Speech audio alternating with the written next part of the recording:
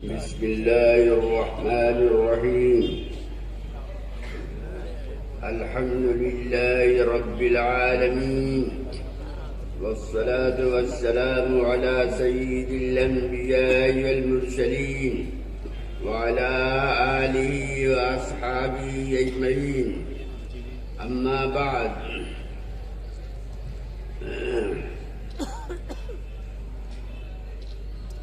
صدر محترم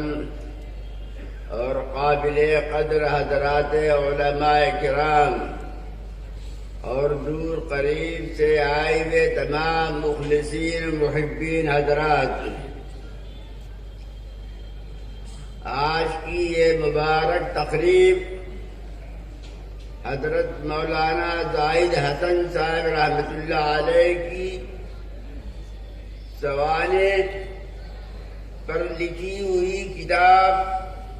جس کو خوش نصیب عالم مولانا عبدالخالق ماجربی نے تعلیف فرمائی ہے، اس کے رسم اجرا کے اوپر یہ تقریب منائی جا رہی ہے۔ حضرت مولانا زاہد حسن صاحب رحمۃ اللہ علیہ دارالعلوم کے فاضل تھے، قاسمی تھے، بڑے جید الاستعداد تھے، صاحب صلاحیت تھے۔ اگر کسی بڑے مدرسے میں ان کو تدریس کی خدمت کا موقع ملتا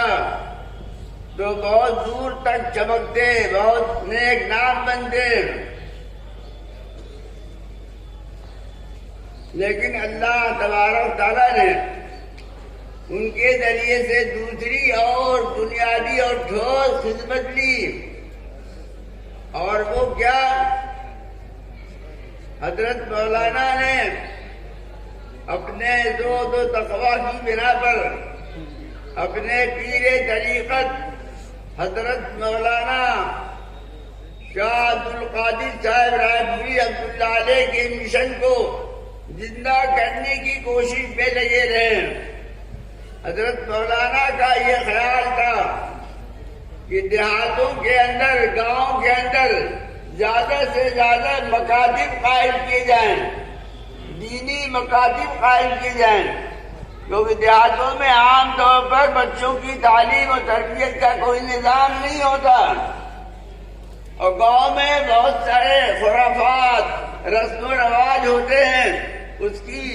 اندر بچے پلتے ہیں، پرورش پاتے ہیں، اور بڑے ہو جاتے ہیں تو پھر وہی چیزیں ان کے اندر پیوست رہتی ہیں۔ تو حضرت مولانا نے یہ بہت بڑا کارنامہ انجام دیا کہ ایک دو جگہ نہیں، مختلف گاؤں میں، مختلف دیہاتوں کے اندر انہوں نے دینی مکاتب قائم فرمایا، اور دینی مکاتب قائم فرما کر کے وہاں سے بدعات کو، وہاں سے خرافات کو، وہاں سے غلط رسموں کو دور کیا، اور دین اسلام کی صاف سیدھی سڑک پر بچوں کو لا کر کھڑا کیا، اور انہیں بتایا کہ دین کیا چیز ہے، دین کے فرائض کیا ہیں، دین کے واجبات کیا ہیں، نماز روزہ کیا چیز ہے، حلال کیا چیز ہے، حرام کیا چیز ہے، وہ ساری باتیں ان بچوں کے اندر تعلیم دینا شروع فرمائی۔ یہ بہت بڑا کام ہے میرے محترم بزرگوں۔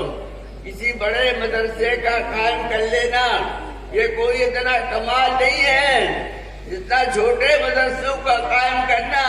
اور وہاں دین کی بنیادیں مضبوط بنانا جتنا مضبوط کام ہے، جتنا مشکل کام ہے، اتنا مشکل کام بڑے مدرسوں کو قائم کرنا نہیں ہے۔ تو مولانا نے یہ بنیادی کام کیا، اور ایسا کام کیا جو ضرب المثل، جیسا کہ خود ان کی زندگی متقیانہ زندگی تھی، صاحب تقویٰ تھے، اسی طریقے سے انہوں نے ان گاؤں کے اندر بھی اور ان دیہاتوں کے اندر بھی انہوں نے بچوں کے اندر دینداری پھیلانا شروع کی اور تقویٰ کی زندگی پھیلانا شروع کر دی۔ میرے محترم بزرگوں، یہ ایسی بنیاد ہے کہ جو قابل ستائش ہے، قابل تعریف ہے۔ اللہ تبارک تعالیٰ ان کے ان کارناموں کو قبول فرمائے اور ان کے نقش قدم پر ہم سب کو چلنے کی توفیق عطا فرمائے، سنت کے احیا کی ہم سب کو توفیق عطا فرمائے، سنت کے طریقے پر چلنے کی، اکابر کے طریقے پر چلنے کی، اپنے مشائخ کے طریقے پر چلنے کی ہم سب کو توفیق عطا فرمائے۔ اللہ تبارک تعالیٰ اس مبارک مجلس کو قبول فرمائے، اس میں خیر و برکت عطا فرمائے، اس کو قبولیت سے نوازے۔ وآخر دعوانا ان الحمد للہ رب العالمین۔